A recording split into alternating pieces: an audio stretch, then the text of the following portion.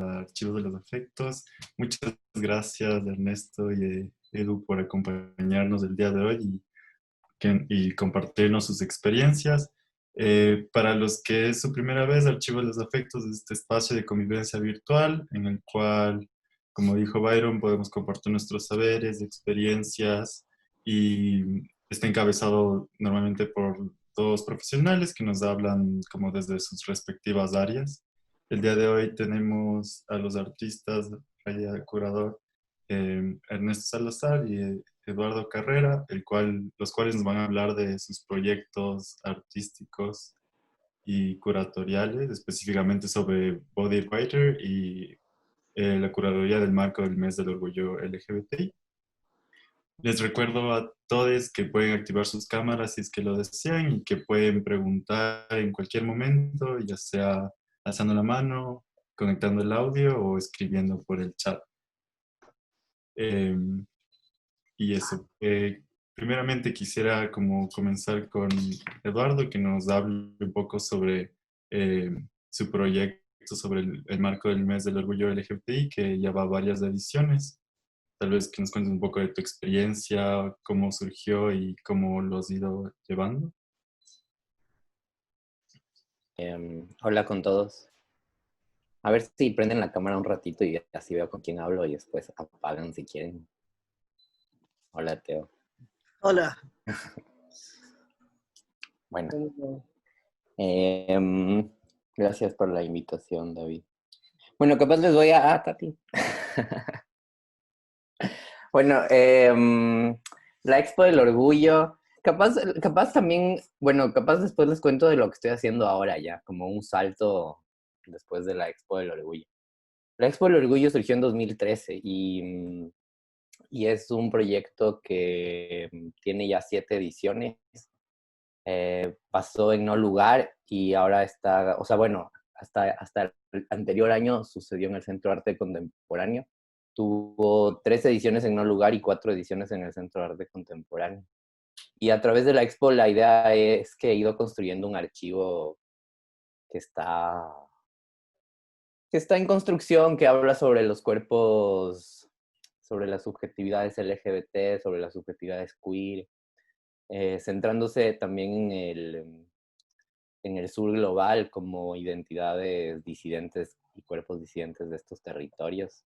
Y también pensando en cómo las prácticas curatoriales queer hacen preguntas fundamentales a las prácticas curatoriales en sí, ¿no? O sea, cómo el trabajo queer dentro de la curaduría desestabiliza las narrativas oficiales de la historia del arte, transforma la forma de percibir las instituciones de arte contemporáneo, también transforma las relaciones de los artistas y los curadores con la institución. Entonces eso, más que nada, es un proyecto que busca generar un espacio de artistas que compartan estos intereses, pero también al mismo tiempo transformar las instituciones. Genial. Ernesto, ¿tú nos puedes contar un poco sobre tu proyecto de Body Writer? Sí, claro. Este proyecto tiene como varios puntos de partida. Una de las cuestiones que empecé un poco a indagar es en esta idea de la medición del cuerpo, digamos, históricamente, ¿no? Una medición desde lo más, digamos, capaz inofensivo que puede ser la moda, hasta cosas como plantear una raza supuestamente superior y todo lo que involucraba, ¿no? Y cómo finalmente venía esta figura de la medición desde un lugar superior, desde un poder sobre el cuerpo, ¿no?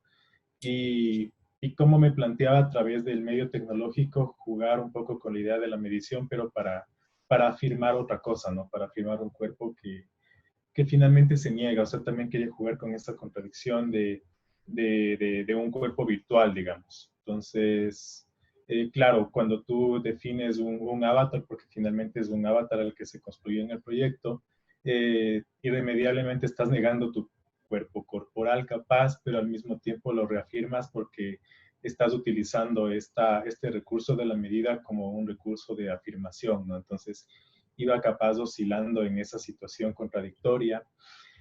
Y también me gustaba mucho pensar el dispositivo tecnológico como este dispositivo que cada vez se complejiza, se vuelve cada vez más ubicuo en la realidad de las personas y que al mismo tiempo implicaba unas relaciones más cercanas con respecto a tu percepción, ¿no? O sea, el teléfono, este dispositivo que te permite lo visual, lo sonoro, lo táctil, e incluso otros tipos de dispositivos, ¿no? Hay muchas piezas en las que jugaba, por ejemplo, con la idea concretamente de estos chats eróticos, ¿no? En los que vos básicamente pagas a otra persona para que haga cosas con su cuerpo, pero lo que me inquietaba muchísimo y me gustaba muchísimo era el dispositivo de vibrador, ¿no? Que finalmente transmite información, pero la transmite a tu cuerpo, a tu piel. Entonces, para mí era una cosa que me gustaba un montón. Entonces, empezaba a trabajar con todas esas ideas que de pronto se veían capaz como muy secundarias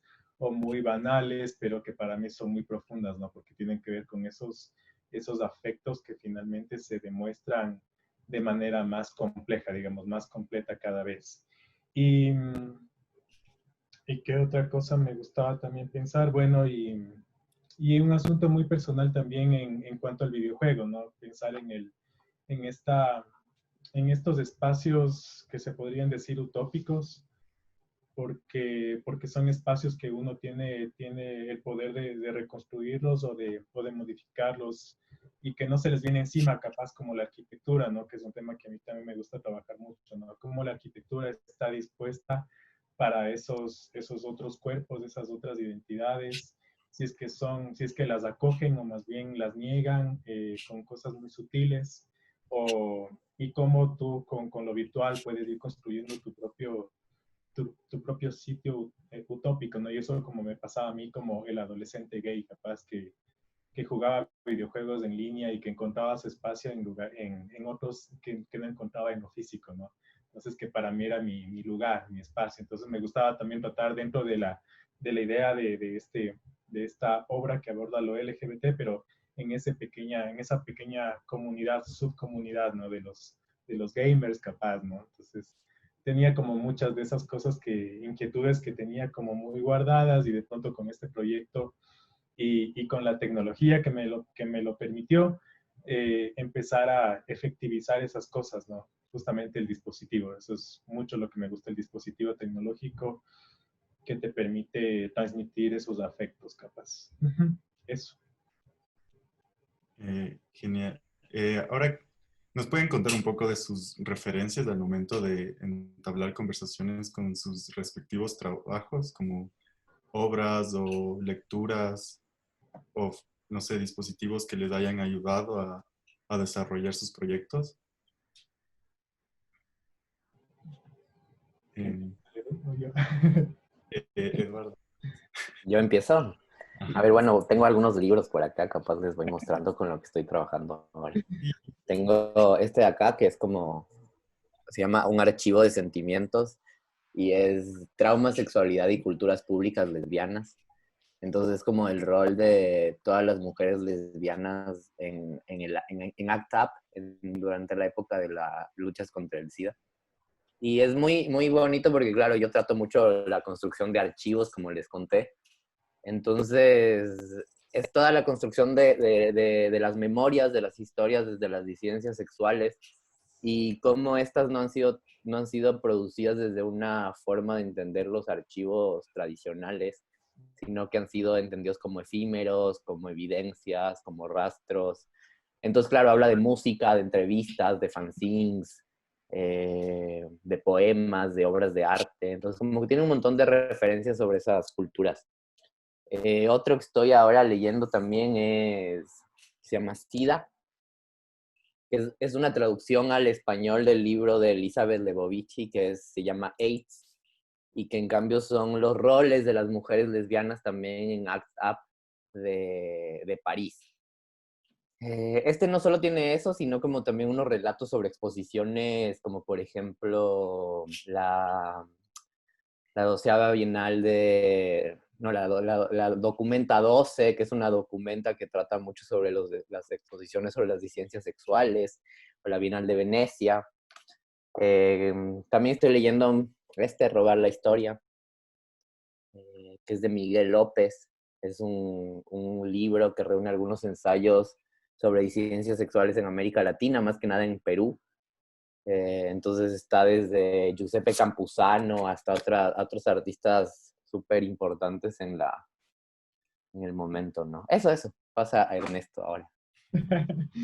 Si no me quedo aquí mostrando. Uno de los primeros referentes que un poco nació desde la maestría que hice en Buenos Aires y que capaz con el Byron ahí coincidimos un montón, era este texto de Teresa Aguilar, un libro que se llama Ontología Cyborg, ¿no? Que un poco empieza a hablar de un cuerpo que se deviene editable a partir del descubrimiento, digamos, o de la conclusión de que el genoma humano se deshila, digamos, se entabla como texto literal, ¿no? Y que, claro, yo lo tomé desde cierto lugar, como que con este proyecto, por ejemplo, era una cuestión de una reescritura más bien poética, de pensar que no es una cosa que se ejecuta realmente en mi cuerpo, pero sí se ejecuta como de alguna manera no representativa, sino, no sé, sí, yo creo que poética. Y por ahí, claro, es irremediable la referencia de Donna Haraway, que por ahí por los 80 define el cyborg, ¿no? Que es un poco un término muy lindo porque viene muy bien justamente a la idea de un cuerpo quimérico, de un cuerpo monstruoso en el buen sentido, ¿no? Que recupera y toma cosas y se accesoriza y se potencia a través de eso, ¿no? Desde la misma conciencia humana de que uno puede extenderse, ¿no? Extenderse más allá de cualquier cosa. Me gusta un montón la referencia de lo drag, del drag queen, de la figura de lo drag, como justamente eso, ¿no? Como el juego de roles y más allá como quimérico, ¿no? Y como referentes específicos que me gustan mucho ver, justamente a través de Instagram, ¿no? Que te permite ahora acercarte a eso que capaz no te dabas cuenta mucho, que son este drag, que me encanta el término que por ahí Tati sabe que nos acolitó con la expo que hicimos en la SF, que era esta ficción especulativa, ¿no? Que tiene que ver cómo uno empieza a representar el futuro o capaz las posibilidades y luego se asientan en la realidad, ¿no? Eso es muy chévere. Y esas eran las referencias con las que me gustaba trabajar por ahí, de pronto con conceptos, de ahí obras, por ejemplo, creo que este artista Pepe Spaliu, el Félix González Torres, Stellar, obviamente, Orlan, que un poco me aportaban a mí para pensar en estas cuestiones de métodos de pensar el cuerpo, ¿no? De pensar un cuerpo como territorio y cuerpo como territorio, que viene muy bien esta referencia, que de hecho yo la hago directa de la Bárbara Kruger, de Tu cuerpo es un campo de batalla, que de hecho es una pieza que yo hago. La figura de San Sebastián también, que un poco su conexión a internet está inestable, ojalá no se me esté cortando. Bueno, claro, hay una masa de situaciones un poco del netart como esta masa gigante que tenemos de internet y que todo cae, ¿no? Todo vale y no todo vale al mismo tiempo, y eso también me gustaba un poco demostrar en mi proyecto, ¿no? Como todo se mezcla a veces sin razón. Me gustaba también pensar, de pronto, no sé si aterriza, pero también mucho lo camp en la obra, de pronto con lo cromático, a veces con lo irreverente que puede ser sutilmente el trabajo que sería hacer. Y eso, y también un poco esa relación con la tecnología, ¿no? La idea del dispositivo que también me gusta y que aterriza en todos, no necesariamente en una comunidad específica, sino también como problematiza y como aporta o capaz viene en contra de todo el mundo, ¿no? La idea de la conectividad ubicua que tenemos con Internet a través de Internet. Uh-huh. Les quisiera preguntar cómo sus proyectos han modificado la idea de este cuerpo queer, como un poco cuál ha sido su aprendizaje, cómo lo han ido moldeando a través de todo su proyecto, como tomando de referencia tal vez un antes, un durante y un después. Dele en orden, en orden. Uy, a ver, déjame pensar eso. Bueno, yo justo estaba escribiendo sobre, sí, sobre el cuerpo y... Sí, porque hablar de cuerpo es como hablar, a ratos es como hablar de todo, ¿no? O sea, hablar de cuerpo es como hablar de archivo, hablar de memoria, hablar de territorio. O sea, son como conceptos que están como muy utilizados, demasiado manoseados por el arte contemporáneo y que a ratos, claro, sabemos que hablamos de los cuerpos, pero no sabemos de qué cuerpos, con a qué responden esos cuerpos. Eh, y ahí me gusta como la descripción de un filósofo que se llama Merleau-Ponty, que habla sobre el cuerpo visible e invisible, ¿no? Entonces es como el cuerpo como un mediador de lo que somos con el mundo, sería como el cuerpo como un nudo a lo que ata, él dice lo sintiente de lo sentido, un poco.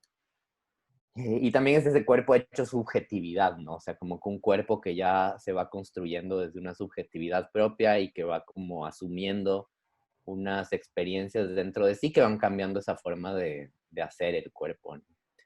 Y, y sí, yo creo que, por ejemplo, en mi caso, eh, a través de la escritura, por ejemplo, me doy cuenta que la escritura ha sido un reflejo de cómo va cambiando el cuerpo, ¿no? Por ejemplo, o sea, no cambiando, sino de cómo las experiencias del cuerpo eh, se van, no sé, se van como, a ver, se irían sumando dentro de ti, ¿no? De todos tus conocimientos o de tu subjetividad. Entonces, por ejemplo, ahora estaba hablando de la cuestión de la migración, o sea, también creo que los cuerpos responden a lo que están viviendo en el presente, también a sus experiencias en su relación con el contexto. Entonces, por ejemplo, ahora estoy haciendo una exposición que inauguraba en marzo, pero no inauguró, que es sobre las disidencias sexuales en Barcelona y también un rol de los migrantes, ¿no? Entonces también es como el cuerpo migrado se suma a la disidencia sexual, que claro, capaz en Quito antes de venir acá no había como tratado este tema que es como toda la cuestión de la migración, de, del sexilio, digamos, ¿no? Que también son todas estas disidencias sexuales que también han sido como, han decidido salir de unos territorios por ciertas contextos políticos violentos o estructuras violentas, como en Ecuador, por ejemplo, antes del 97, que todas las mujeres trans o los homosexuales o las lesbianas que salieron porque era ilegal, o también cómo han salido sistemáticamente por cuestiones de o dinero o violencias. Entonces, claro, como de repente la migración también se vuelve una forma de supervivencia de estos cuerpos, ¿no? Entonces, creo que sí, que en el proceso artístico tú vas como que, o sea, creo que las prácticas artísticas o las prácticas creativas son como unas herramientas para poder ir creando narrativas del cuerpo, que son narrativas que siempre están cambiando y transformándose. Eso, Ernesto.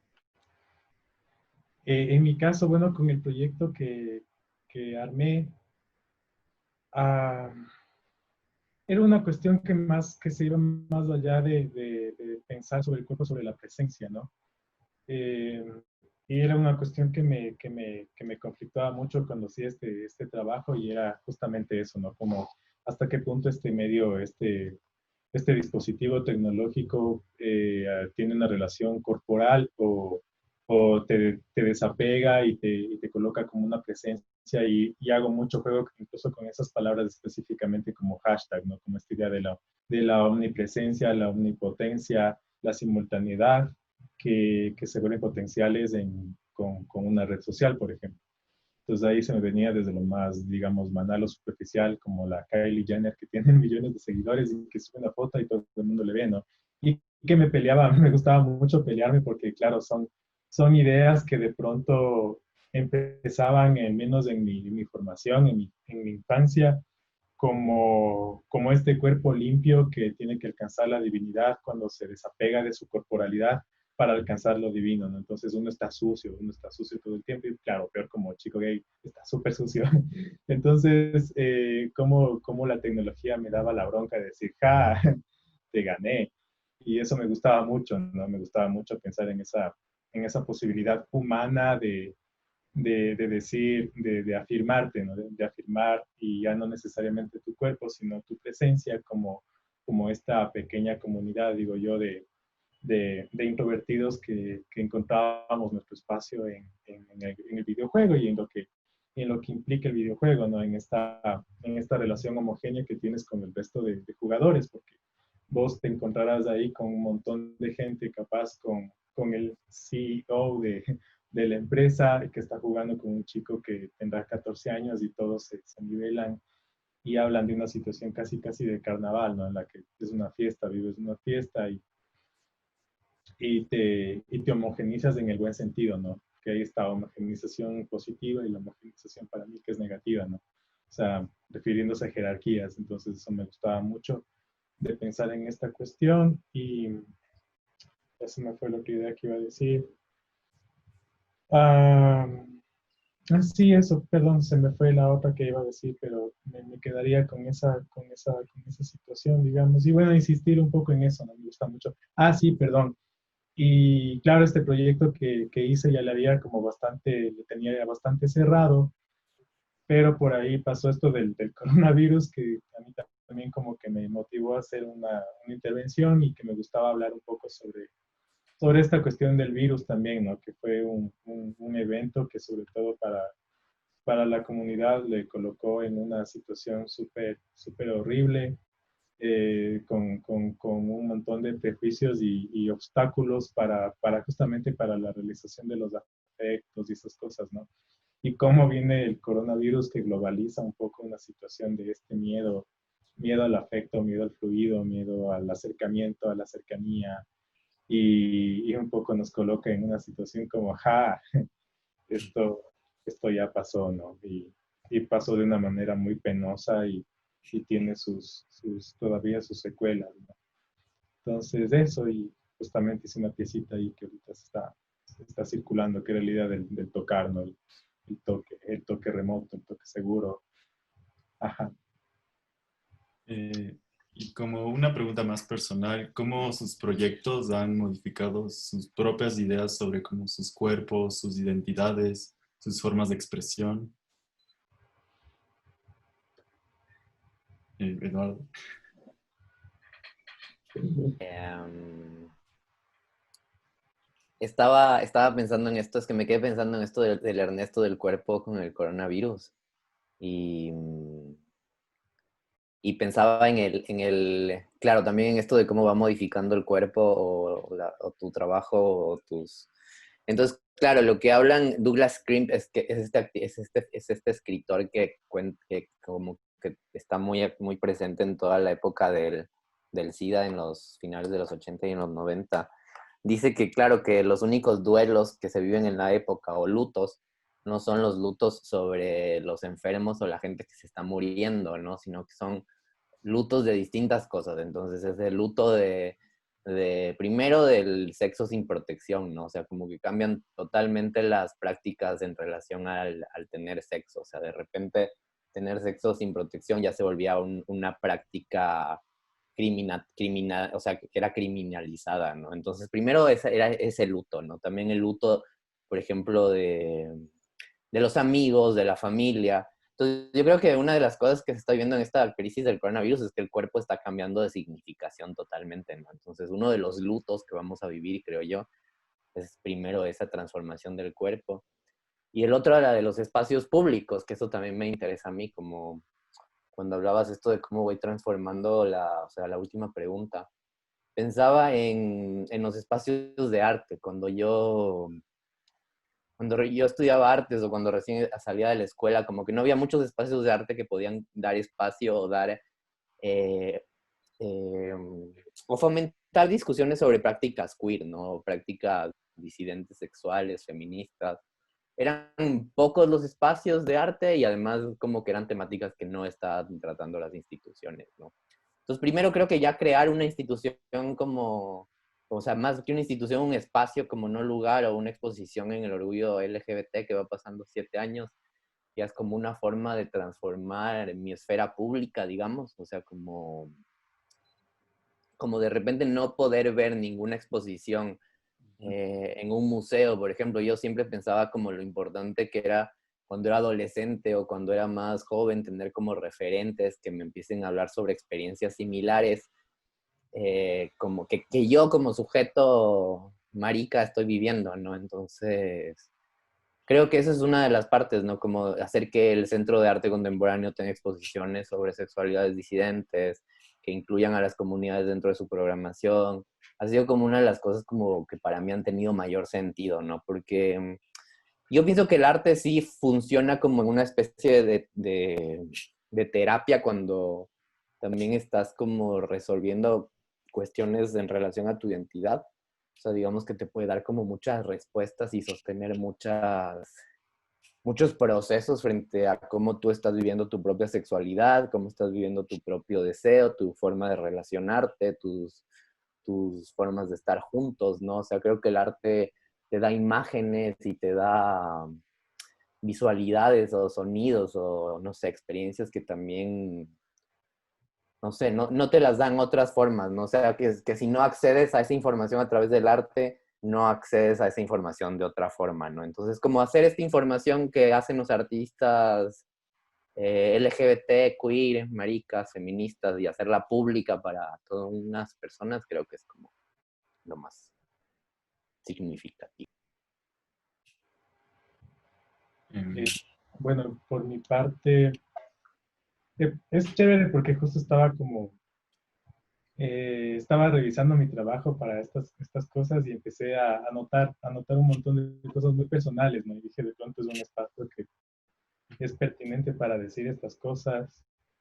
Empecé a pensar por qué, claro, yo me empecé a cuestionar por qué estoy trabajando sobre, como dijo Ledu, una cosa que capaz incluso está ya súper manoseada por el arte contemporáneo, que es la idea del cuerpo, ¿no? Entonces decía, bueno, con qué autoridad o con qué mirada puedo trabajar algo que bueno, capaz se puede estar dando por superado? Y claro, un poco me apoyaba esta idea de trabajar en esa sección todavía de esto, tecnología, ¿no? Pero por ahí también empecé a pensar, claro, lo que pasa es que yo no es que estoy decidiendo, porque realmente fue una cosa que más bien pasó en mi experiencia personal, ¿no? Y aquí noté un poco que tu cuerpo se vuelve colectivo, se vuelve político y se vuelve un campo de batalla, cuando en realidad desde chiquito todo el mundo se ocupa de señalar sus partes, ¿no? De tener una opinión de cómo es y cómo se mueve y cómo se encargan todo el mundo de delimitarlo y colocarle banderitas y reclamarte como propiedad, ¿no? Y claro, y fue chévere darme cuenta de eso porque es como dijo el Edu, y con 5 años más, ¿no es cierto? Porque yo en mi época, digamos, nunca tuve palabras, nunca tuve conceptos, nunca tuve lugares para comprender capaz mi propia identidad. No había, eh, no había para nada esta idea de una galería que de pronto muestre otras cosas que no se mostraban en mi círculo, en mi barrio, en todo eso. No había una sola pizca, digamos, de buscar una manera afirmativa de cuestiones que de pronto estaba viviendo, ¿no? Y que viví constantemente. Entonces, un poco aterrizar, superar eso y empezar a como a trabajarlo como de alguna manera a través del arte, no de una manera de pronto para sanar, pero sí un poco justamente para rescatar esos conceptos, ¿no? Para reconceptualizar un poco mi cuerpo, sí, mi propio cuerpo, porque es un proyecto personal, pero también justamente esta idea del espacio y la relación del espacio, ¿no? Y de la arquitectura que mucho me despejó la experiencia de haber vivido en Buenos Aires, ¿no? En donde te topas con otro tipo de relaciones de las personas y que te fijas que a pesar de ser muy sutiles las cosas, la ciudad se propicia para acogerte. Es muy loco, pero hay cosas como muy pequeñitas, o actitudes o formas, incluso los movimientos, como se mueven los cuerpos, que te daban chance de pensarte de otra manera, ¿no? Y que se piensan de otra manera ahí. Es, es, es obvio, en Buenos Aires es una cuestión así. Y claro, y volver a ver al espacio, volver a ver a la ciudad y ver todos esos pesos que tiene la ciudad sobre la forma en la que tú circulas y transitas o no transitas o la evades, y eso también fue como una cosa que a mí se me empezó a sentar, se me empezó a formalizar, ¿no? Porque hay cuestiones que de pronto uno las tiene como muy informales en tu cabeza, muy amorfas, pero el rato que las empiezas a pensar, les empiezas como a dar esos sentidos. Eso era muy chévere con que iba pasando con este proyecto, empezar a darles, sí, conceptos concretos y sentidos a cosas que de pronto no me, no entendía que debían dárseles sentido, pero ahora sí, ajá, eso me gusta mucho de este proyecto, que pude abordar un montón de cosas que no tenía los insumos para. Eh, Hablando un poco esto de como que migraste a Buenos Aires y que, bueno, Edu, ahorita estás en Barcelona, ¿no? Quisiera preguntarles cómo como trasladarse del espacio les ayudó a entender sobre sus proyectos, a entender estos idearios de identidad o del cuerpo, y cómo lo retomaron de vuelta como al momento de trabajar en lo local, bueno, acá en Quito.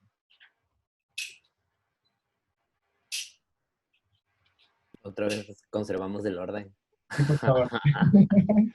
Esta es una entrevista muy estructurada. Yo creo que, a ver, en mi caso, yo soy hijo de una familia migrante, ¿no? O sea, mis papás migran a Nueva York cuando yo tengo 13 o 14 años más o menos. Y claro, sí es algo que te transforma la forma de que tienes de ver el mundo en tus 360 grados, ¿no? Eh, claro, yo iba de un colegio privado del Valle a un colegio público de Queens de Nueva York en el que el mundo en verdad se me presentaba desde otras realidades, ¿no?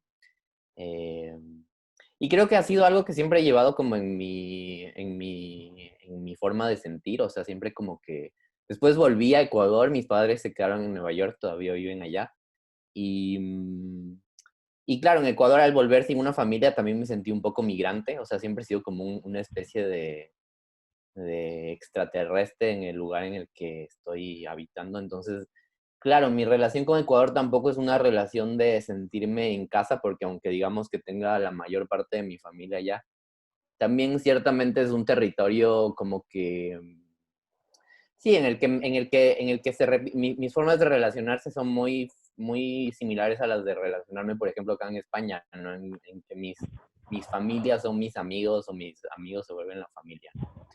Y eso es algo claro, que estar en Barcelona, al menos en esta ocasión, porque es como la segunda vez que vengo a vivir acá. Esta vez me pasó que me encontré con gente mucho más afín a mis trabajos, ¿no? También estoy en un programa que es en el Museo de Arte Contemporáneo de Barcelona, el PEI, que uno de los fundadores también es Paul Preciado, antes Beatriz Preciado. Entonces también es un programa que reúne a mucha gente que tiene intereses entre el arte y las disidencias sexuales. Esto en discurso con la poscolonialidad, entonces como que, claro, te juntas con un montón de gente que está con unas luchas y luchas bastante intensas en relación a las transformaciones que el arte puede generar en la vida social, ¿no? Entonces, en verdad, es como un cambio totalmente al mercado del arte, a las exposiciones mainstream, a las galerías, a las representaciones de artistas, y ver el mundo desde la educación, no sé, las disidencias, las ecologías culturales.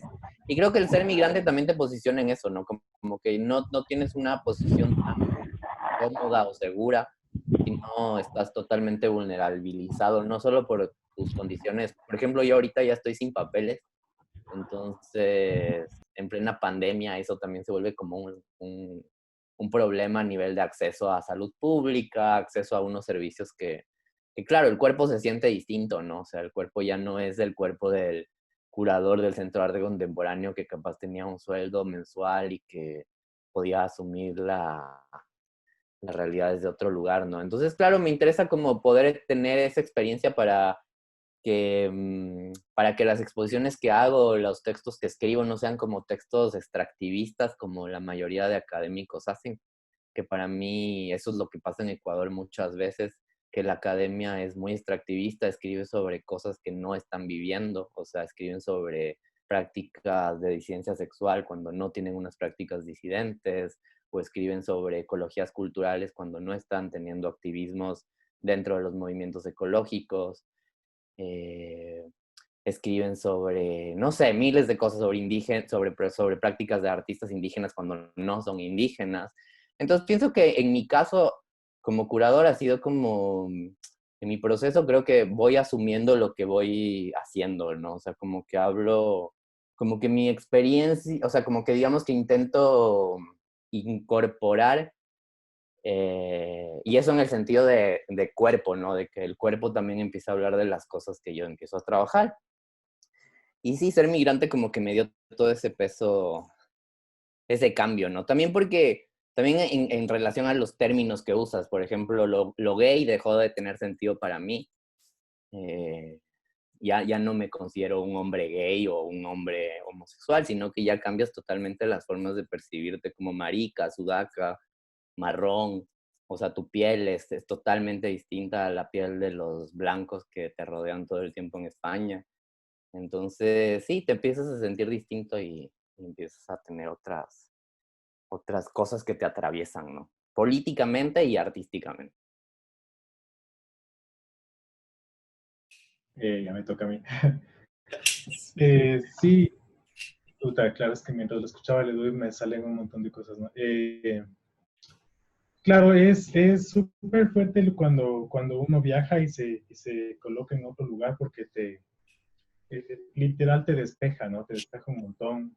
A pesar de que, claro, cuando yo viajo todavía tenía una carga muy fuerte, un complejo muy fuerte de esto de de la cueva, de cómo es esta de la cueva. Ese me fue el mito este, bueno. Que es ver las cosas de una La sola cueva de manera. Platón. Sí, ajá, que es ver estas sombras que solo son estas sombras y no logras ver, gracias, las situaciones desde otra perspectiva, ¿no? Entonces, fue una transición bien chévere que pasé con este viaje súper tardía, diría yo, porque claro, o sea, fíjate que tengo 37 y antes de eso era súper complicado pensarme. O sea, no, ni siquiera entendía que tenía que pensarme, ¿no? Era súper complicado. Y, y que es una cosa que me gusta un montón justamente de lo que dice el Edu, ¿no? Que también me dio cierta perspectiva de autoridad para hablar desde otras cosas que yo no me sentía con la autoridad para hablar y que ahora sí decía, claro, es que y es justamente esta ética, digamos, de este activismo, ¿no? Que es cómo hablar desde mi punto para poder hablar desde un punto más profundo, que no sea esta cuestión de llegar a un tema un par de meses que investigo y luego voto los resultados y wow, que a mí también me da muchísima bronca porque yo también comparto con el EU, es una cuestión que se ve un montón y sobre todo aquí en Ecuador de una estructura extractivista que se vive, ¿no? Cultural, científica, natural, biológica y de otras maneras, ¿no? Que son procesos. Entonces sí, creo que eso también me ayuda un poco a definir un poco mis puntos de partida para mi producción artística y también un poco para discutir dentro de la misma formulación en la que se habla como comunidad, ¿no? Porque incluso son términos que son súper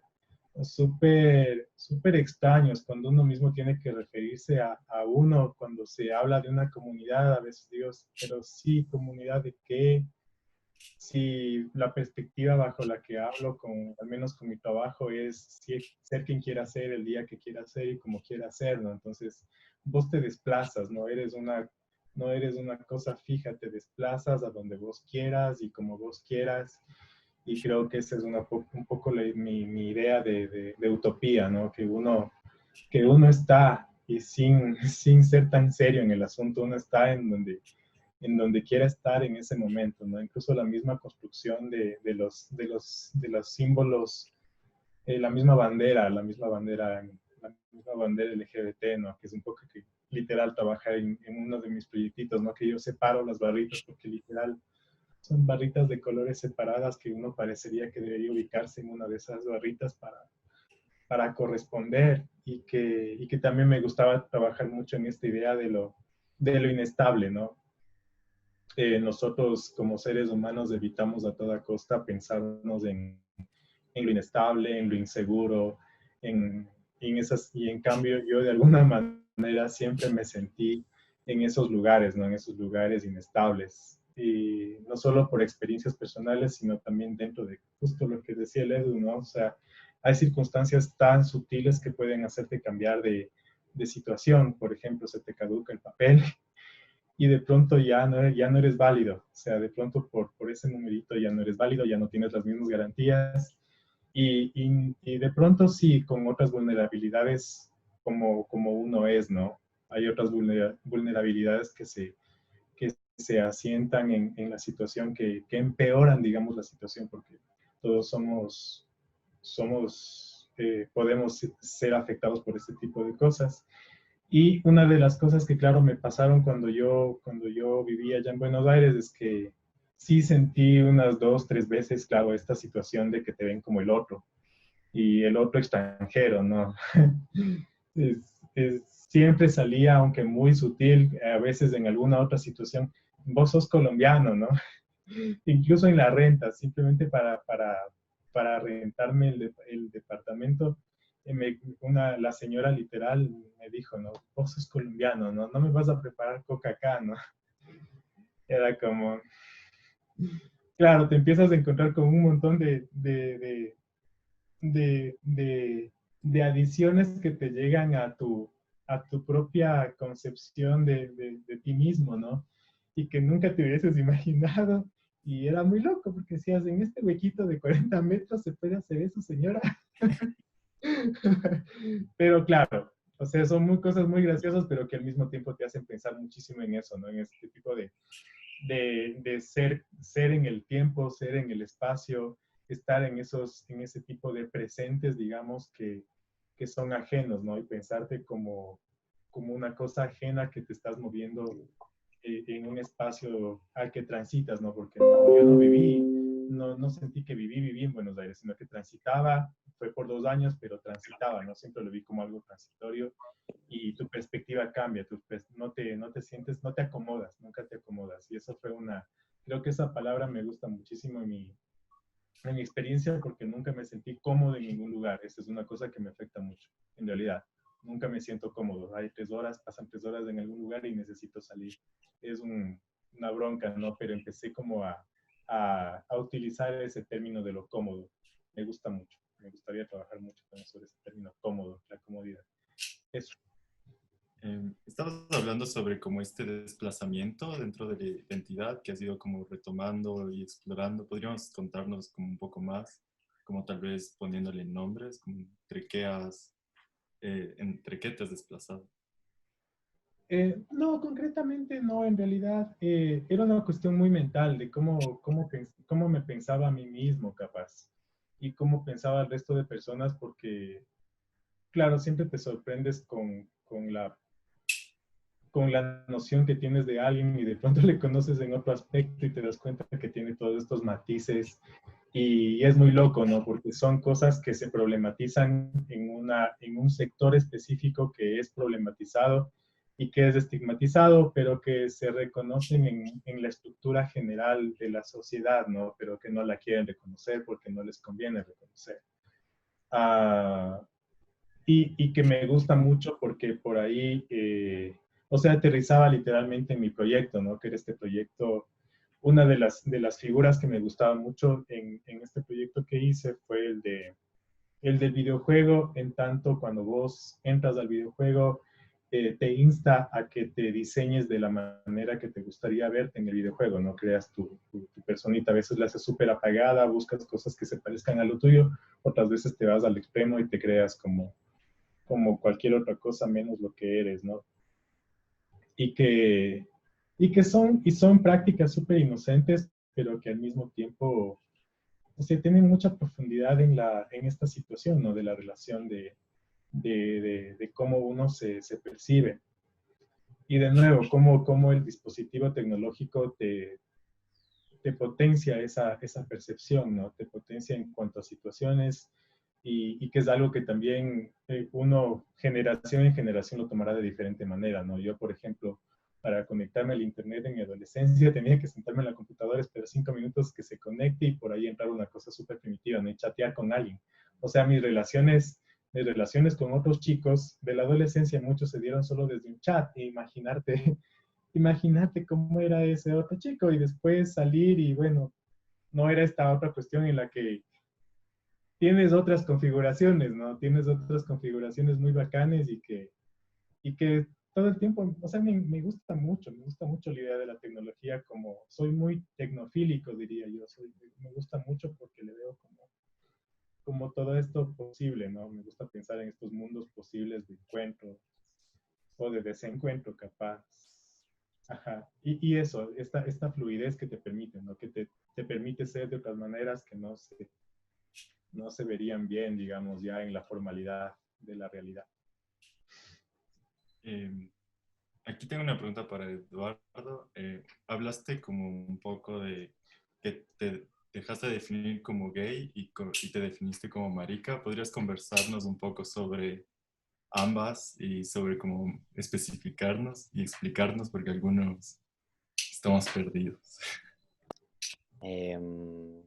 Bueno, en realidad no creo que me... O sea, no me gusta como las definiciones, ¿no? También, así como... A ratos cuando me dicen, eres gay o eres ni sé qué, digo como me gustan los chicos, ¿no? O sea, como que si se trata de algo así. Marica me gusta porque es una posición política, ¿no? O sea, es como una posición más arraigada también a los discursos queer por un lado y por otro lado también como haciendo uso o apropiándote del insulto para tú convertirlo en una palabra empoderadora, ¿no? Como puta o como marica, ¿no? Lo gay me parece una palabra blanqueada, o sea, me parece que responde a identidades blancas, a identidades del norte, europeas, norteamericanas, y que reproducen más bien como formas de relacionarse las cuales yo como sujeto no me siento atraído, ¿no? Como todo el amor binario o como las formas de plantearse el matrimonio igualitario, por ejemplo. O sea, son luchas que no las siento como urgentes para mis vulnerabilidades en este momento, ¿no? Siento, o sea, son como avances políticos, pero claro, como que me parece fuerte que el movimiento gay esté en busca del matrimonio igualitario y no esté haciendo nada por las clínicas de homosexualización, ¿no? Entonces, para mí un poco es esa la diferencia. Un gay lucha por el matrimonio igualitario, un marica lucharía por las clínicas de homosexualización. O sea, para llevarlo más así como siendo bastante visceral y muy categorizador. Y es súper exótica, es como súper exótica la palabra gay, ¿no? Es como la chica que tiene su mejor amigo gay. Es como, carajo, soy tu amigo, no soy más allá, soy ese complejo de cosas que, sí, a mí también me conflicto un montón. Ernesto, yo te quería preguntar si es que crees que lo virtual te ha dado como más amplitud al momento de relacionarte con tu cuerpo, como tú hablabas mucho de estos avatars y de todas estas posibles combinaciones al momento de crearlo. ¿Crees como que te ha dado como nuevas libertades o nuevas ideas sobre el cuerpo? Sí, sí, de hecho fue un ejercicio muy bacán de reconocimiento literal porque fue un método de cuerpo como territorio, ¿no? Pero fue eso, o sea, vos el rato que empiezas como literal en la práctica de medirte, porque eso fue el proceso que hice, como irme midiendo pedacito a pedacito, empezar dándome cuenta de que en todo mi trayecto nunca me había autoevaluado. Es muy loco, pero sí, y es muy loco porque es un peso que es un peso muy grave que uno tiene, pero que no llega a darse cuenta, uno no llega a formalizar y por lo tanto simplemente lo carga, ¿no? Y se manifiesta como reacciones evasivas, porque sí, eso era yo, era una persona muy evasiva en muchas cosas. Y claro, cuando inicio este proyecto, sin querer queriendo empiezan a surgir estos métodos herramientales, porque era literal un método de hacer esto, medirme y pasar a mi programa, si no me acuerdo, pero que al mismo tiempo empiezan a como a presentarse de esta manera de reconocimiento, de reestructuración, de reescritura, de reedición, y me empezaron a conectar muchísimo con estos textos que les había comentado al inicio, ¿no? Un poco esta edición corporal, poética, que fue muy chévere, ¿no? Entonces, sí, digamos que de pronto mi viaje a Buenos Aires y este proyecto me llevaron a hacer las paces en muchos sentidos de cosas que de pronto ni me daba cuenta que pasaban. Y tengo tengo una relación de haber hecho las paces, ¿no? Con la idea de mí mismo. Ya no verme de manera ajena, porque era literal así, me veía de manera muy ajena. No me veía, no estaba presente cuando me veía al espejo, por ejemplo. No estaba yo ahí viéndome, o sea, estaba como arreglando eso que veía, pero no estaba ahí. Es muy bacán, sí, es muy bacán porque te tratas unas cosas, pero es inevitable que por ahí también se solucionen o se desarmen otras capas, porque podía haber pasado otras cosas, ¿no? Podía haberse desarmado algo ahí, no sé. Pero sí, fue un proceso muy chévere. Creo que a muchos niveles se colocaron muchas cosas en ese proyecto. Y o sea, ¿crees que la tecnología se puede considerar como una extensión del cuerpo o como una parte del cuerpo? ¿Cómo lo ves? Yo, sí, que es una cosa muy, muy punk, de coger todo porque me da la gana de coger, ¿no? Y esto es mío y me apropio de esto, ¿no? Entonces, y eso, por ejemplo, me gusta mucho y voy de nuevo a esto que me gusta mucho ver a los drag en las cuentas de Instagram, ¿no? No es que no dejan nada, nada sin escoger. Cogemos todo, es todo. Si es que me quiero vestir de una banana, me visto de banana y le saco lo mejor. O me construyo de una manera quimérica, como este drag She Hungry que me encanta.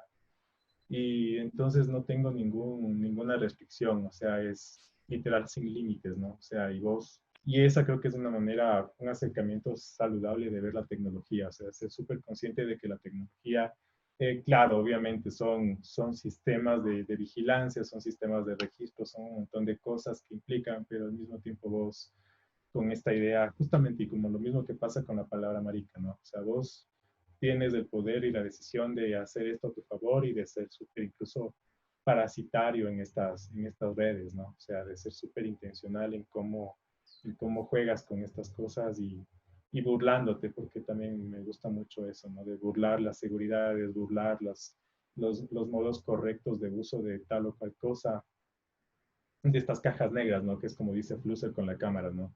De estas cajas negras que también vienen a ser los dispositivos y lo digital. Si vos sabes desarmar de buena manera lo digital, es tu extensión natural, ¿no? Nosotros todo el tiempo somos y somos con lo que viene alrededor.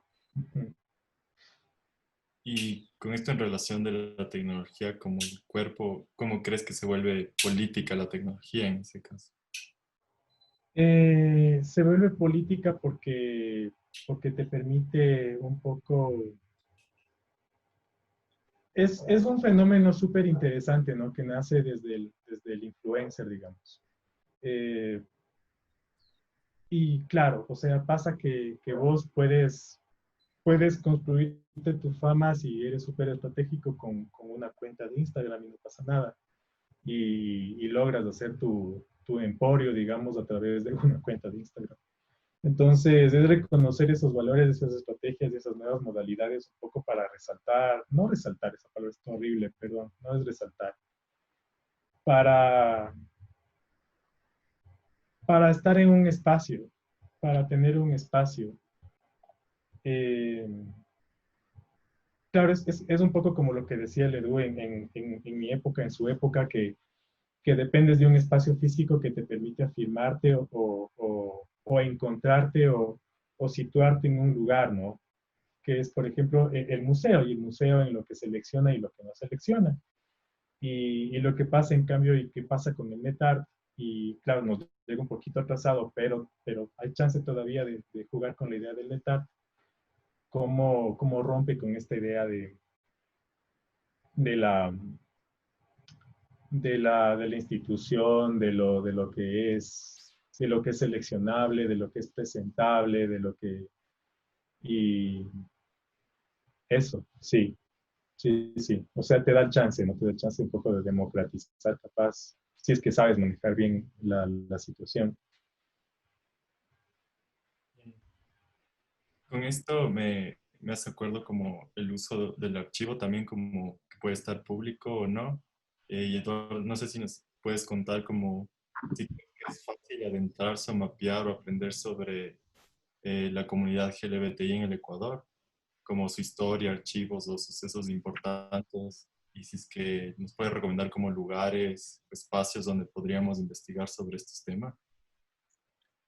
Em, a ver, yo creo que no hay un archivo de la comunidad LGBT, ¿no? O sea, lo están construyendo distintos agentes. Diría que, por ejemplo, no sé, por activismos, o sea, en la última expo que hicimos en el CAC, que se llama Archivos, se reunieron bastantes documentos y bastantes imágenes sobre, no sé, por ejemplo, las luchas que hicieron Cochinelli en contra de la despenalización de la homosexualidad. Está también todo el archivo hemerográfico de, de Fundación Equidad.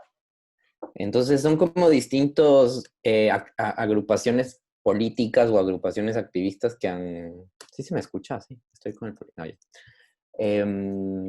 Como que han reunido distintos documentos, periódicos, fotografías de su trabajo, ¿no? Es como un archivo en construcción.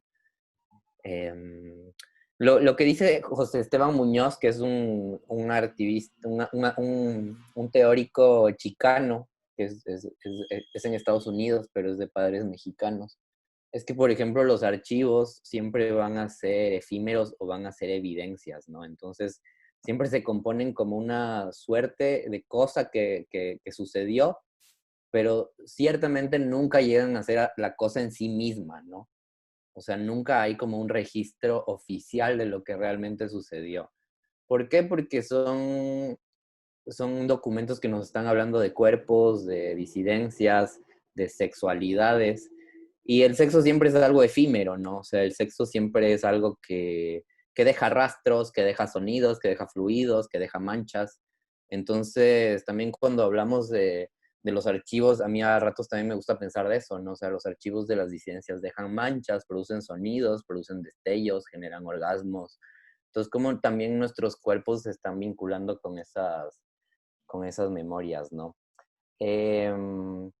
Yo creo que, por ejemplo, en esto de los archivos es interesante ver también, ahorita hablamos también ahora y también como hablar de los archivos LGBT y de los archivos de la disidencia sexual, que son archivos más maricas, ¿no? Por ejemplo, lo LGBT o lo gay está bastante, son archivos que forman parte del relato nacional. Entonces, por ejemplo, en Estados Unidos forman parte del Archivo Nacional de Estados Unidos. Entonces, tú vas al Archivo Nacional de Estados Unidos y vas a encontrar todos los dispositivos, o sea, todas las imágenes de ACT UP, todas las luchas de Silence Equals Dead, por ejemplo.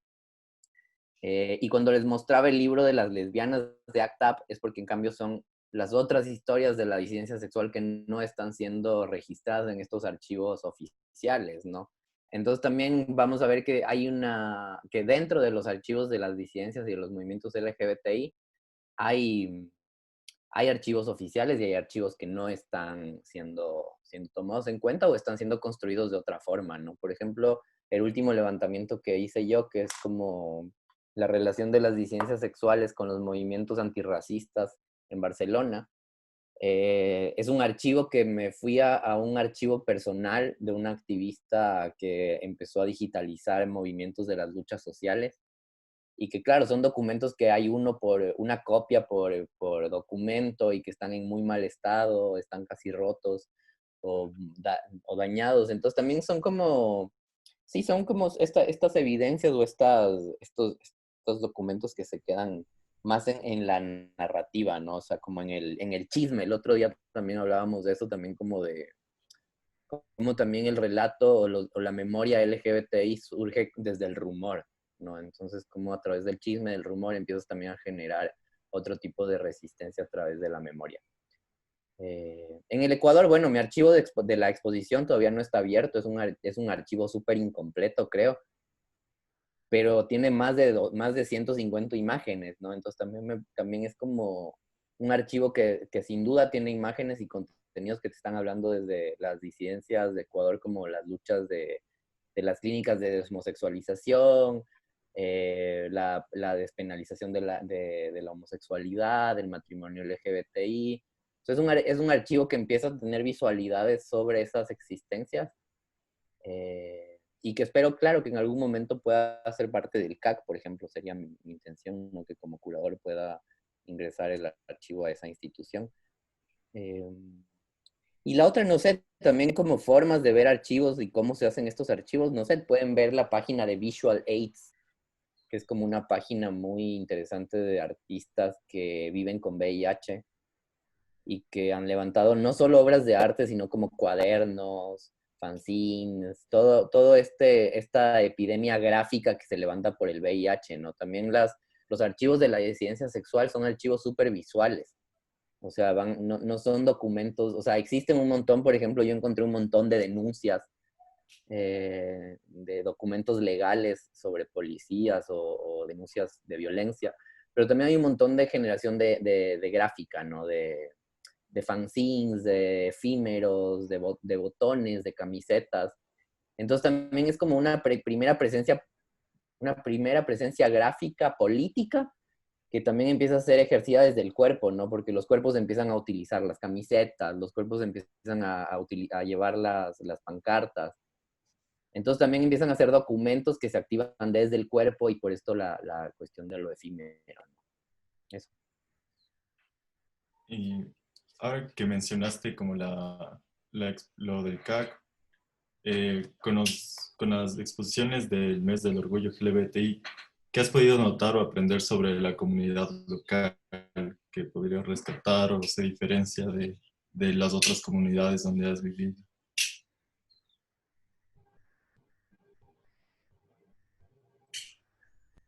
No sé, o sea, por ejemplo, en relación a la comunidad, o sea, como hablando de comunidad, siempre me pareció igual que el Ernesto un término complejo, ya que como, o sea, no sé, por ejemplo, en el CAC a mí me gusta mucho lo que hace el Gledis con los shows drags, ¿no? O sea, con la noche drag en el CAC es espectacular porque el CAC se llena de drag queens y de lip sync y battles, porque, claro, entonces como, no sé, me gusta mucho la onda drag queen en Quito y lo que hace el Gledis y las casas, y la casa Delta y todas estas hermanas drag, ¿no?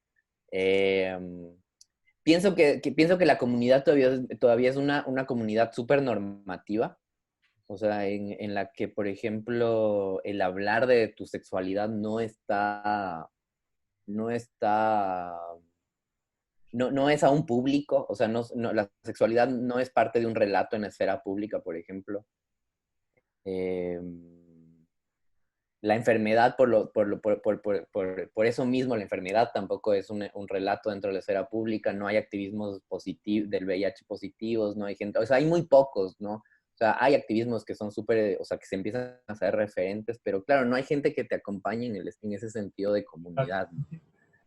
Eh, y claro, algo que sí siento cuando estoy acá fuera del país es que la comunidad migrante te abraza de una, ¿no? O sea, la comunidad migrante es una comunidad que te recibe con los brazos abiertos y que en realidad es como que, no sé, o sea, como que ese sentido de sostenerte los unos a los otros no lo he sentido tanto en la comunidad LGBTI, capaz mucho más dentro de la comunidad trans y transfeminista, ¿no? O sea, las mujeres lesbianas siempre han sido una parte fundamental dentro de los cuidados de la comunidad, del trabajo que hace la Casa Transgénero, Eli Vázquez, con todos los activismos, igual los transfeminismos, por ejemplo, también a ver, perdón, la comunidad transmasculina, ¿no? Que también es una comunidad súper invisibilizada en Ecuador, empieza a tener presencia a través de grupos activistas que son también configurados por mujeres lesbianas, ¿no? O sea, también como ahí es importante ver esa parte. Genial. ¿Cómo creen que la aproximación a la tecnología, bueno, en el caso de Ernesto, y el archivo en tu caso, molda la manera en que conformamos nuestras identidades, afectos y nos autorrepresentamos y percibimos? Si quieres, Ernesto, ¿cómo? Chuta, déjame pensar. Un poco creo que se ha ido contestando esa pregunta, pero para complementar lo que podría pensar un poco de esta...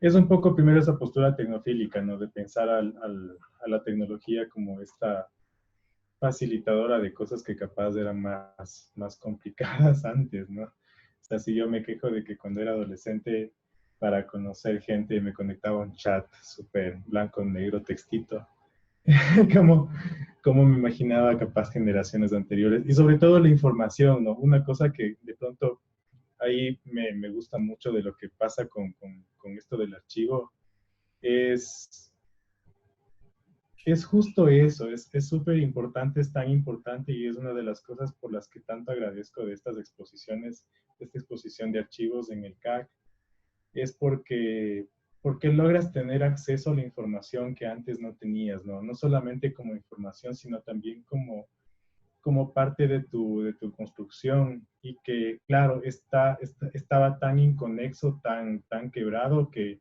no te dabas cuenta o no tenías esa concepción que de pronto se tiene como en otros países, ¿no? Estados Unidos, Nueva York y en Europa que se tiene como muy definido y súper estructurado, que tienes este bloque de sucesos que ya muy personalmente si los niegas o los acoges en tu identidad, en tu formación, están para que tú conozcas, ¿no?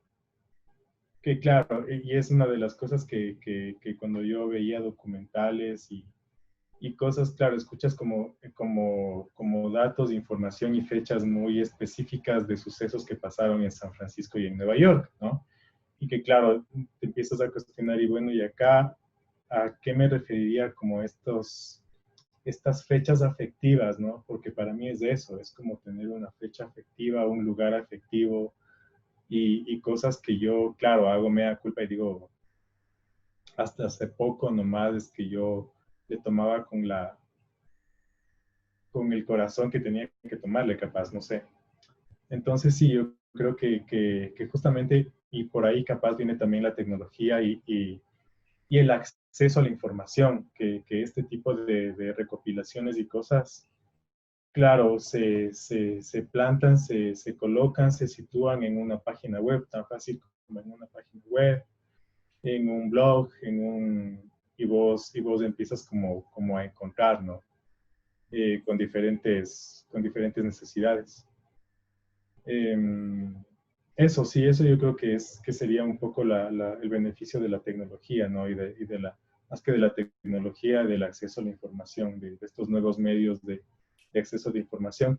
Y justamente también que permiten un poco constatar justamente la concepción de archivo, ¿no? Es justo lo que decía el Edu, el archivo no viene a ser un documento, no viene a ser un papel como un texto, el archivo tiene muchas aristas, muchos recursos, muchos insumos, y que justamente eso capaz es lo enriquecedor de un archivo particular como el que se podría trabajar desde este otro lugar, que también el archivo te permite ser de otras maneras, ¿no? Puedes constatar una memoria, puedes constatar una información desde una mancha, como decía el Edu, o desde el mismo archivo, como él explicaba de estos archivos que tuvo que acercarse, que están súper deteriorados, ¿no?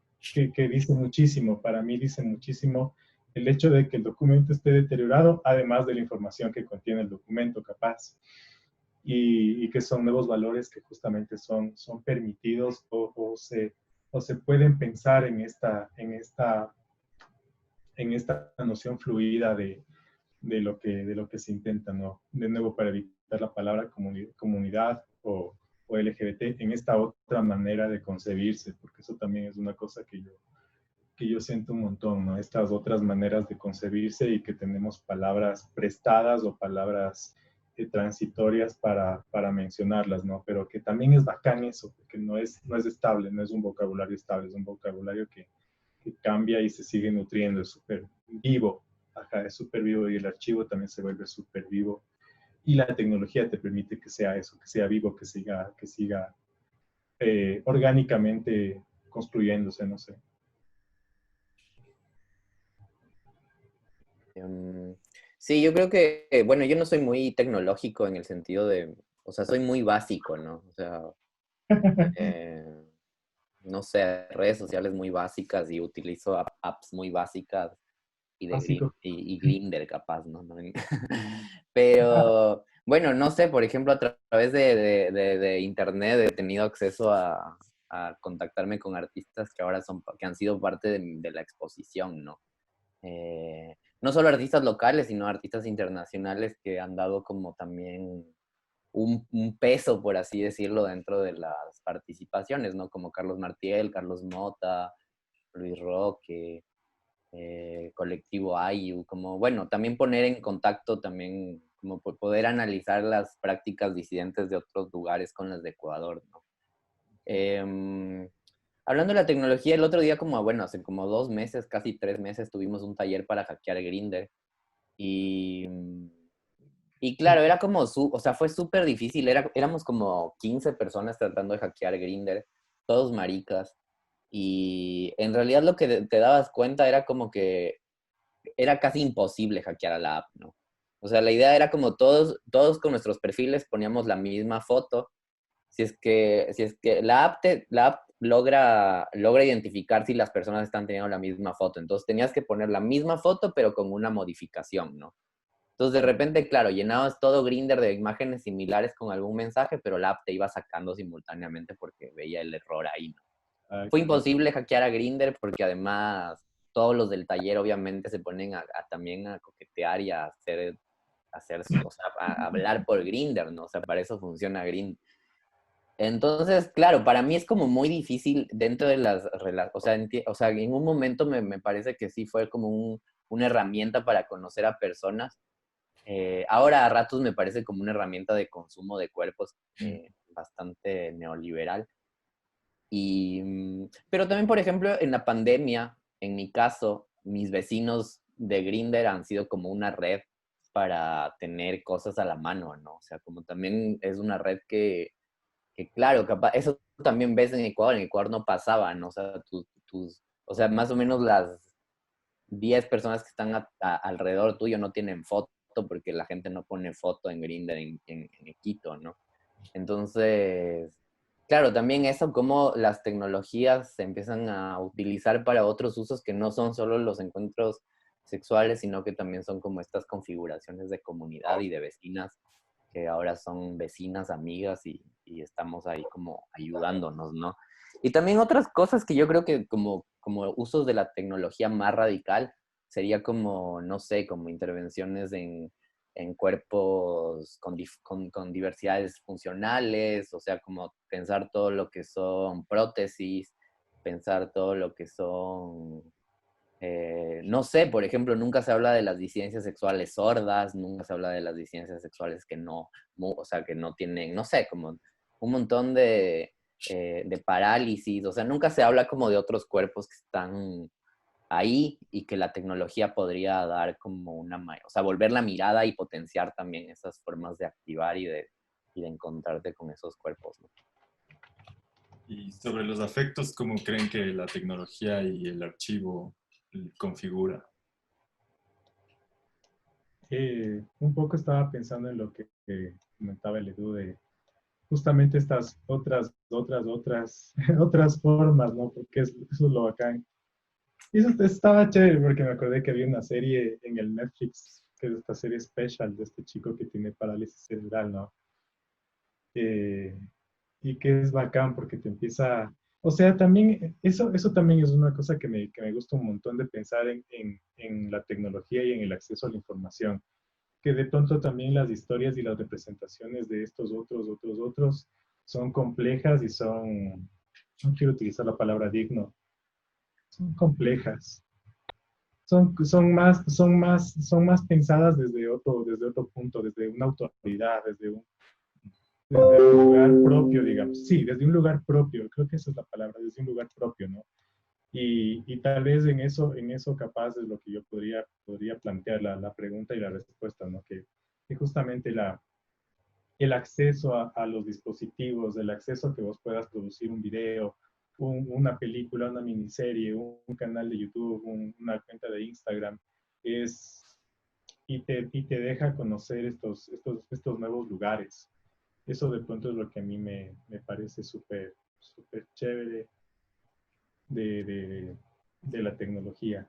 Ajá, igual un poco con lo de Grindr, sí, es muy loco porque, claro, yo también, y de hecho es una pieza, concretamente una pieza del proyecto, ¿no? Esta piecita que yo había colocado esta imagen y le coloqué en esta cuenta Grindr justamente para ver qué pasa, si es que la gente que se conectaba se animaba a hablar de otra cosa que no sea el comercio de cuerpos, porque eso también era una cuestión que me conflictuaba y me daba ansiedad cuando me hacía de vez en cuando mi cuenta de Grindr, ¿no? Como, pero ¿qué tal si hablamos de, y es de eso capaz también, ¿no? O sea, y son nuevos registros también, o sea, lo chévere también es que son nuevos tipos de registros.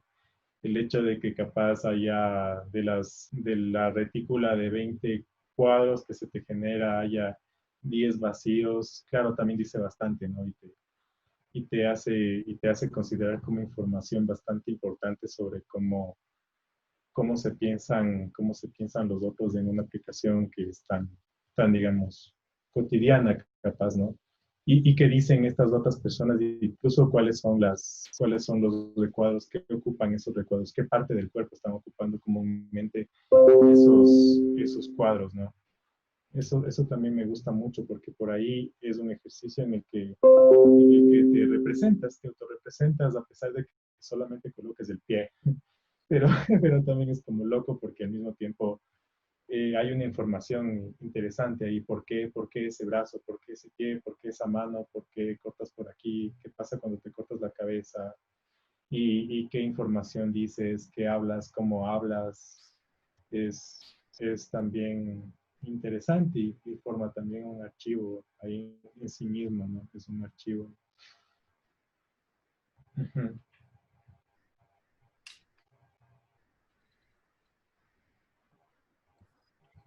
Sobre los afectos y la tecnología, ¿cierto? Em, bueno, ¿a quién no le han terminado por un text message o un voice note, no? Hay un artista que se llama Sarah Schulman, no sé si han escuchado. Se escribe Sara y es S-C-H, es Schulman, ¿no?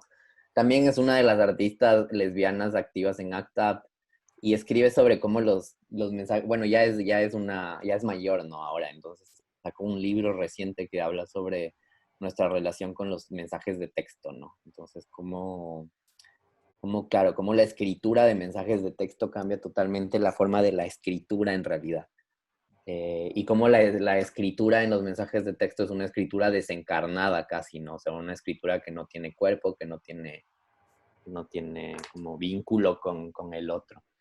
Entonces, no sé, o sea, a mí me parece una arma de doble filo en realidad la tecnología para los afectos, ¿no? Como que pienso que sí, que puede ser como muy funcional para crear redes y comunidades como las que hablábamos de cuerpos que aún no tienen una red, como, no sé, son las diversidades funcionales, sordos, eh, parálisis corporal, como todas estas nociones. Pero al mismo tiempo siento que es como un espacio en el que la tecnología también tiene un espacio en el que el cuerpo se proyecta de una forma peligrosa, ¿no? O sea, entiendo que el Ernesto también tiene como ¿cómo diría? Un trabajo ya pensado sobre el uso del cuerpo en estas tecnologías, ¿no? Pero yo creo que si no lo piensas y si no tienes esas reflexiones del cuerpo en la tecnología, más bien la tecnología un poco te absorbe y se vuelve como una masa que te chupa, ¿no?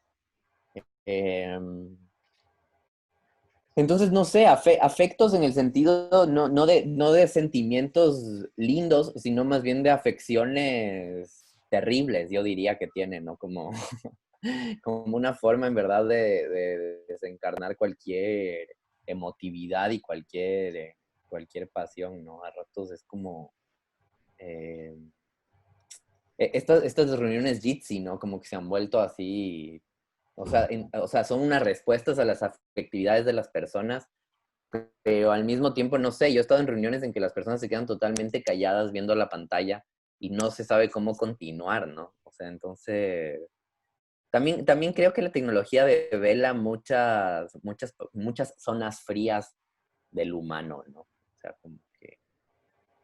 como eso. Es un lugar súper cómodo, claro, y no solamente para los afectos, sino también para la opinión, ¿no? O sea, vos te darás cuenta en opiniones de sucesos políticos, nacionales y todo. Es súper fácil soltar, digamos, ¿no? O sea, no tienes que pensártela 2 veces para soltar e irte, ¿no? O sea, irte a hacer cualquier otra cosa, incluso. Claro, es una cuestión, es como dice Ledu, es una cosa muy vulnerable que se te voltee completamente, ¿no? Es muy loco. Yo últimamente he estado reflexionando sobre cómo la tecnología, la virtualidad, en cierto modo como te empuja, digamos, a escribir o reaccionar o cosas que normalmente en el mundo, en la vida real no te aventurarías a, pero al mismo tiempo te regula según cómo se configura donde estás navegando en Internet. Por ejemplo, en Grindr, cómo te configuras tú en base a los parámetros que Grindr te da y qué parámetros son esos, ¿no? Y cómo funcionan, ¿no? Incluso esto que hablaban del mercado de los cuerpos, me acuerdo que recién vi la nueva forma de Grindr que es en la web y que hay un modo que es como modo oficina, me parece que se llama, que cuando lo activas se quitan todas las fotos y son solo carpetas, los perfiles. Y dije, no, qué espantoso, como toda la tesis de que Grindr era un mercado de cuerpo de ellos mismos lo han concluido visualmente a eso. Entonces, no sé, Claro, es una cuestión muy loca porque tienes una estructura y es justamente algo que dijo Ledua antes, es una estructura súper neoliberal, es súper machista, incluso es una retícula, estamos hablando literal de una retícula en la que te sintetizas, todo esto se sintetiza, tus emociones, tus reacciones son sintetizadas por 5 iconos en Facebook en algún caso. Eh, claro, hay un montón de cuestiones muy terribles, digamos, en cuanto a cómo complejizas o cómo resumes todo eso que se supone que debería transmitirse, ¿no? O sea, por eso, por ejemplo, al menos en mi trabajo me fascinaba mucho el vibrador, el vibrador de las salas de chat. Porque es una cosa que es de otra manera, ¿no? O sea, finalmente es una cosa que entra a tu cuerpo y que se manifiesta de otra manera, que no tiene que ver con otras cosas que son las correctas también, ¿no? Porque había mucho tabú en esta cosita que se supone que transmite placer, ¿no? Y tiene que ver con la piel, tiene que ver con el tacto, pero es que también un poco me fascinaba mucho esas ideas, ¿a dónde va a llegar, ¿no? Esa ficción especulativa, ¿no? O sea, ¿a dónde llegará a futuro? ¿Qué va a pasar? Y hasta dónde también te coloca en una situación vulnerable, ¿no? Porque hasta ahora la tecnología, las redes sociales, todas estas cosas te ponen en una zona súper segura y súper fría, en la que vos incluso a propósito puedes ser una persona súper mal plan y hacer pendejadas y media y cerrar la cuenta y olvidarte de eso, ¿no? Olvidarte y dejar y quedar como el villano perfecto. Sí, sí, sí, eso. A mí como viendo el lado bueno de Grindr también. No sé, por ejemplo, en todas las descripciones del perfil que puedes hacer, que además, claro, se vuelve como información para la venta, que bueno, eso ya es otra cosa.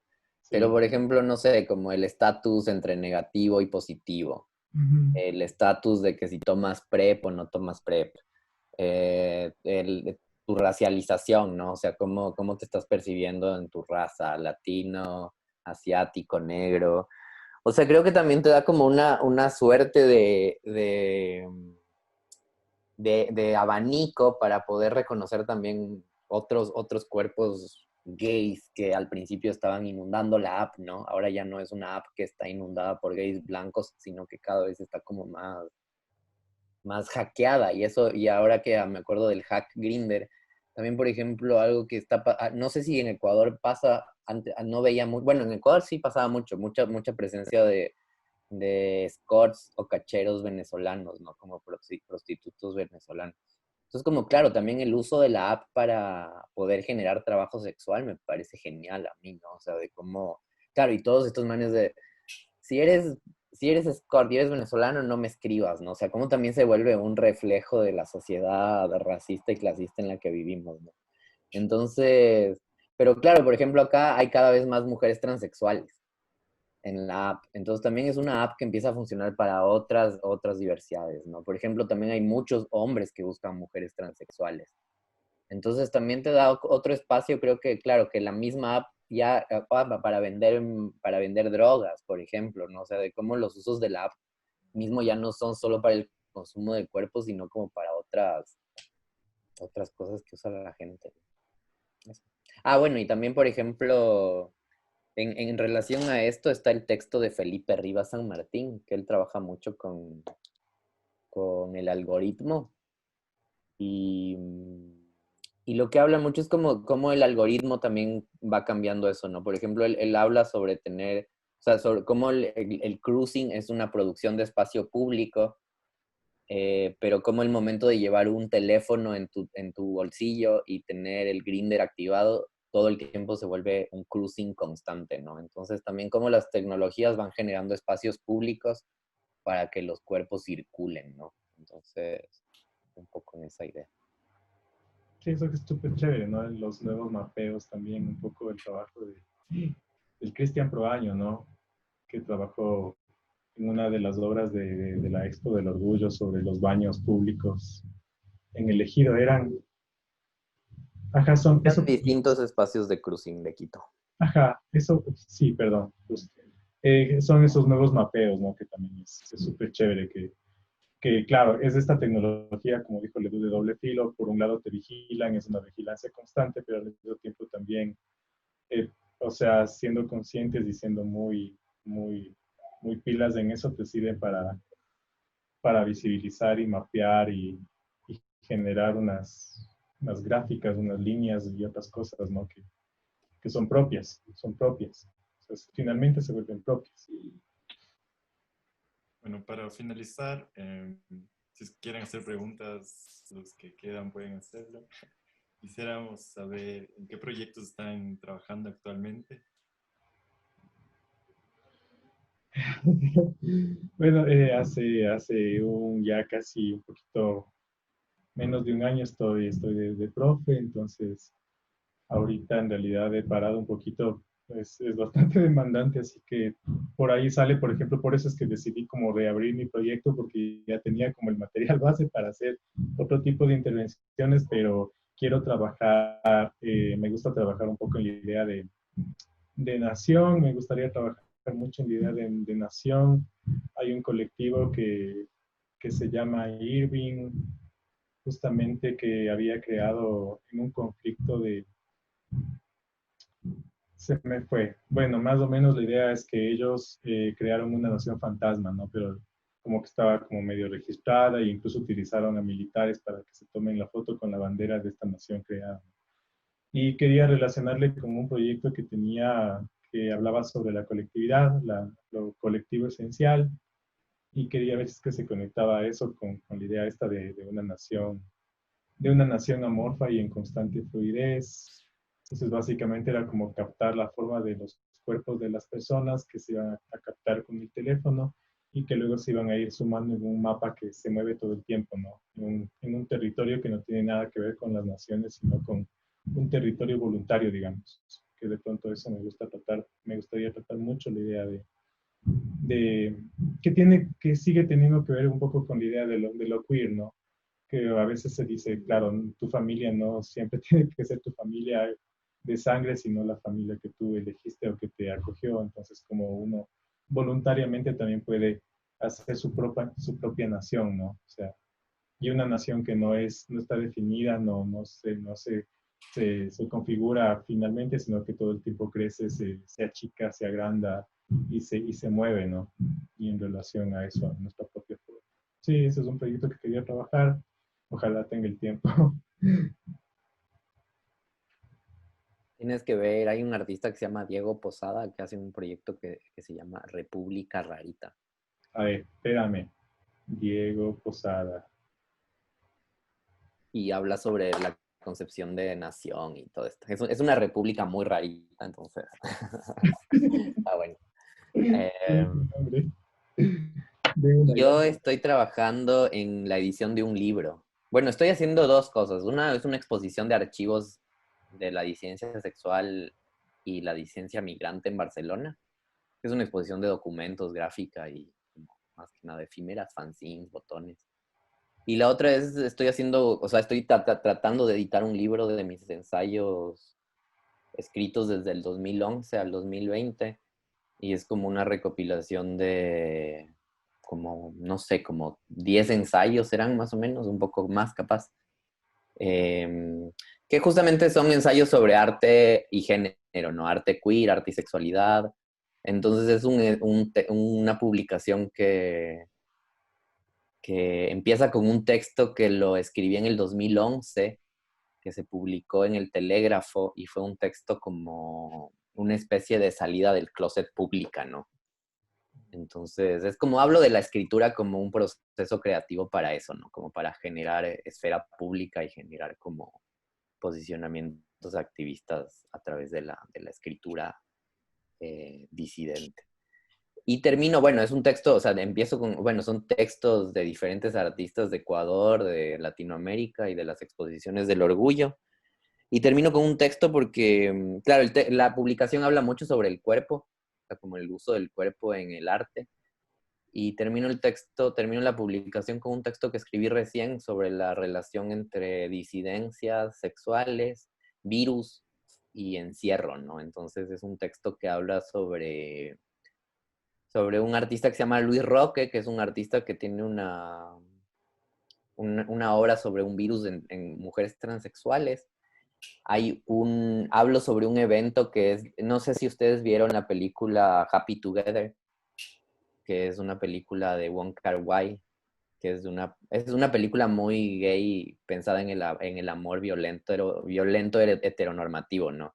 Pero uno de los actores de esa película, que es Leslie Chung, eh, se suicidó en el 2003 en plena crisis del SARS, que es la crisis del sistema, o sea, que es esta epidemia del sistema respiratorio, ¿no? También de un coronavirus.